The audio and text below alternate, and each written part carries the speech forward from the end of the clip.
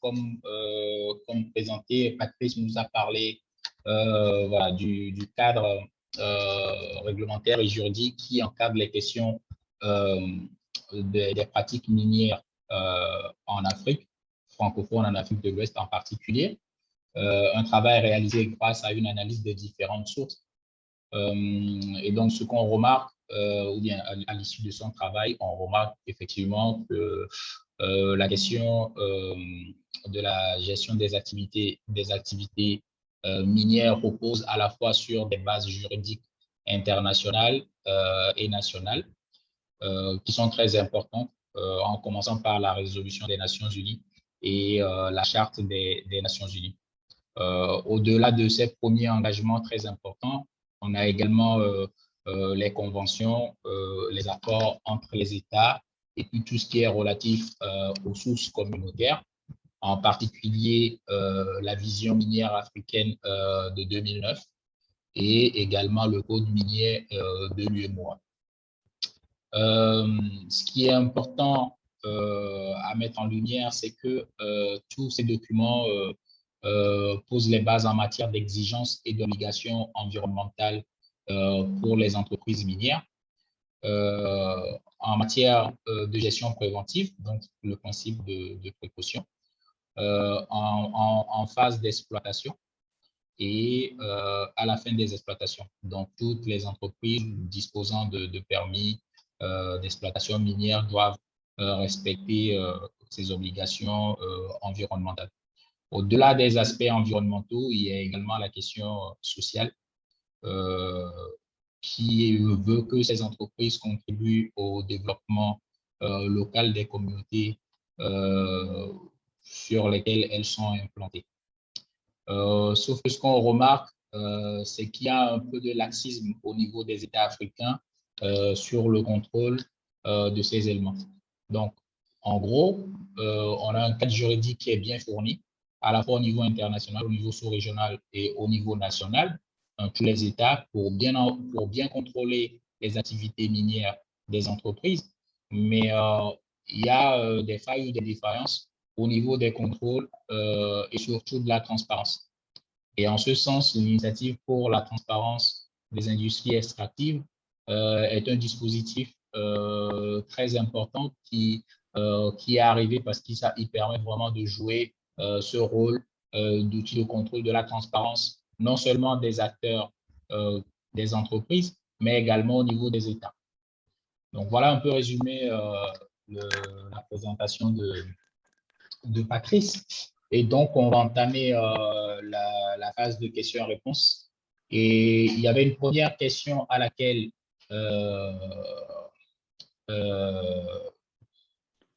Thierry a déjà répondu à Alain Bamba, qui voulait savoir quel est le critère pour définir une grande mine ou une petite mine. Donc, la réponse a été apportée par Thierry, comme je l'ai dit tout à l'heure. Mais si Patrice a des éléments complémentaires, il peut les rajouter. Merci bien, Placide. Je pense que la réponse de Thierry est suffisante. Même si on peut ajouter l'aspect, en fait, il faut dire que ce sont les États qui définissent généralement ce qu'on entend par petite mine, au-delà de l'aspect technique, à travers aussi le nombre, l'hectare, en fait, je dirais l'hectare, la définition, en fait, du périmètre aussi. Voyez-vous, au niveau de la Côte d'Ivoire, par exemple, quand on parle de mine artisanale, on est dans l'ordre de tout au plus 25 hectares.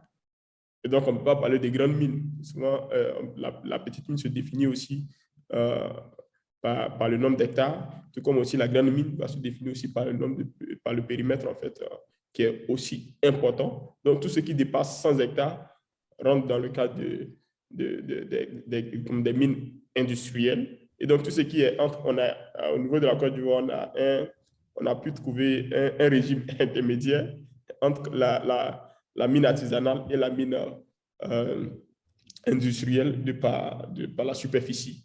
C'est ce qu'on appelle en fait les mines semi-industrielles qui vont de l'ordre de 25 à 100 hectares. Donc, c'est ce que je voulais ajouter en termes d'éléments aussi définitionnels Voilà, aussi à la question de l'utilisation en fait, des produits, la question de la mécanisation en fait, de l'activité minière même qui impose l'utilisation de produits chimiques.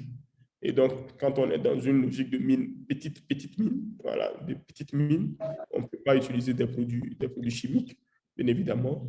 Et donc, c'est une interdiction formelle, même si on assiste en fait, avec le phénomène de l'orpaillage illégal, c'est une autre réalité. Là, ça, il ne faut pas se leurrer, mais c'est véritablement, ce sont des éléments en fait, qui permettent de définir la question des petites mines. On peut évoquer d'autres éléments, comme tu l'as fait. Merci. D'accord. Et toujours, Alain, il voulait savoir dans cette question d'exigence environnementale, dans ce contexte écologique de recherche de minerais qui est stratégique, est-ce que les miniers ne devraient-ils pas intégrer dans leurs activités d'après-mine le recyclage de minerais? Oui, effectivement, la question du recyclage des minéraux, on ne parle pas on parle pas de recyclage des minéraux, mais plutôt la valorisation en fait, des résidus. La question de la valorisation des résidus, comme je l'ai mentionné dans la question de la réhabilitation quand on était sur ce slide-là. Cette slide plutôt, ce qu'il faut comprendre, c'est que les métiers de l'après-mine, à mon sens, sont plus importants que les métiers de la mine. Je ne sais pas si M. Etienne va me contredire. Parce que la question de la valorisation des minéraux, la question des terres rares, quand tu demandes par exemple à une entreprise minière qui exploite l'or, c'est l'or qui l'intéresse, bien évidemment. Mais avant d'avoir l'or, les sables, les différents granites, tout ce qu'on fait sortir comme matière, toutes ces matières-là peuvent être utiles à la construction. Il y a des terres rares qui peuvent être utilisées dans ce contexte-là. Et donc, effectivement, il faut aboutir vers une réglementation. C'est ce que nous efforçons de proposer. Il faut aboutir vers une réglementation qui permette non pas de dire il faut fermer la mine, il faut réhabiliter, mais il faut une réglementation qui permette d'aboutir vers la détermination en fait, de ce qu'il faut faire véritablement dans la réhabilitation. Et donc là, on n'a pas encore, au niveau de l'Afrique de l'Ouest, cette réglementation-là. Et avec les différents, on n'a pas encore recensé les différents métiers qui peuvent naître à partir de la réhabilitation des sites miniers, de la fermeture des sites miniers. Qu'est-ce qu'on en fait? Pour des grandes forces, par exemple, des entreprises industrielles, est-ce qu'on décide de convertir ces forces-là en des champs en fait, militaires qui peuvent servir à des entraînements militaires ou des zones de rétention d'eau? Donc, tout est une question de réflexion. Les réflexions sont ouvertes. Et donc, je crois bien que c'est une question pertinente. Peut-être que je peux partager. Ouais, c'est Pascal Etienne. Je voudrais partager une petite expérience sur ce point-là. Oui, je sais que déjà, les mines essaient de faire ce qu'elles peuvent faire vraiment pour la réutilisation, pour le recyclage et même aussi, comme Eba l'a si bien dit, pour la valorisation des déchets. Parlant un peu vraiment des vestes stériles, c'est vrai qu'on a l'oxyde aussi, mais on a les rocs aussi, les blocs de cailloux lorsque nous descendons en profondeur. Et au Sénégal, j'ai participé à une étude avec le gouvernement sénégalais qui avait besoin vraiment de ce type de matériaux-là pour la construction des édifices à Dakar, pour la construction des routes au niveau de Dakar. Donc déjà, le ministère des Mines, le ministère de l'Environnement sont entrés en contact avec la compagnie qui en disposait et effectivement, tout a été mis en place. Bonjour, excusez-moi de mon retard. OK, donc tout a été mis en place pour convoyer de façon sécuritaire ce type de matériaux du site de production jusqu'à Dakar et c'est quelque chose qui a servi. C'est vrai que l'État peut utiliser en dehors des sites, mais aussi sur les sites, ce sont des matériaux qui sont réutilisés vraiment pour la réfection des voies, vraiment dans les communautés aussi pour pouvoir permettre aux populations de pouvoir se déplacer. Donc aujourd'hui, c'est quelque chose qui est en marche, même si peut-être que sur le plan réglementaire, il n'y a pas encore eu quelque chose pour réglementer, mais à petite échelle, il y a du travail qui se fait aussi. Merci. Alors, j'ai une question de M. Mouy Bawa depuis le Togo. concernant la réhabilitation environnementale et la législation et exigences au niveau de la CEDEAO. Donc, M. Muid disait que voilà, qu'on retrouve cet aspect qui est introduit dans la législation de chaque pays, mais on se rend compte que la mise en application est toute autre. Est-ce qu'il serait possible de prétendre à des actions coordonnées et généralisées au niveau communautaire? Ok, merci bien à Bawa. Effectivement, la question de la réhabilitation, comme on le dit toujours, voyez-vous, on avait opté auparavant pour la plupart des différentes législations minières, la réhabilitation après mine. Et aujourd'hui, les différents codes miniers de la 4e génération rentrent dans une logique. On se rend compte que les mines, il ne faudrait pas aborder dans une logique de réhabilitation après mine, mais le principe de la réhabilitation plutôt progressive, c'est d'instaurer. Et donc, les différentes entreprises minières pour ce que faire comme l'information avec les différentes études qui sont en cours. Excuse-moi, Patrice. Excuse-moi, Patrice. Est-ce que Madame Sylvana Aïronsi peut mettre son micro en mute, s'il vous plaît?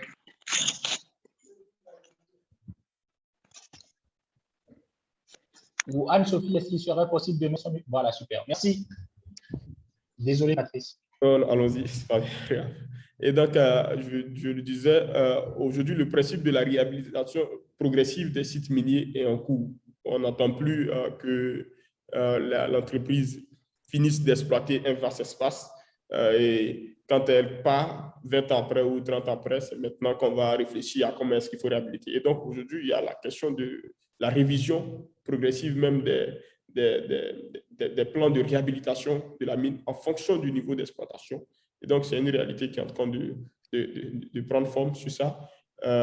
Il faut dire que, comme je le disais tantôt, la question de la réhabilitation, la plupart des mines aujourd'hui, c'est maintenant l'Afrique de l'Ouest, notamment au niveau des pays francophones, on est en train d'évoluer vers l'attribution en fait, des permis d'exploitation à outrance. Et donc, on n'est pas dans une phase on ne parle pas plutôt forcément de réhabilitation, on anticipe, mais à part les mines en fait, d'uranium au Niger qui sont en train de fermer, il y a l'autre qui a fermé récemment, ils nous ont demandé de travailler sur leur projet de réhabilitation. Donc, on n'a pas véritablement de grandes mines qui sont en train de fermer et on peut dire que rien n'est fait. À la vérité, il faut être réaliste, il faut dire les choses telles qu'elles sont. Il y a des initiatives qui sont en cours, les entreprises sont en train de travailler sur ce volet-là. Et donc, la CEDEAO, bien évidemment, qui est en fait a une politique minière et surveille aussi ce volet-là. Et donc, chaque fois qu'il y a la possibilité de réviser ces questions-là, les gens sont dans cette logique-là. Donc, je pense bien que les actions, et ce qui est aussi intéressant, c'est que ça part aussi souvent d'une entreprise et quand la pratique elle est bonne, on généralise. C'est comme la question des comités de développement locaux miniers. Certaines entreprises l'ont expérimenté en Côte d'Ivoire.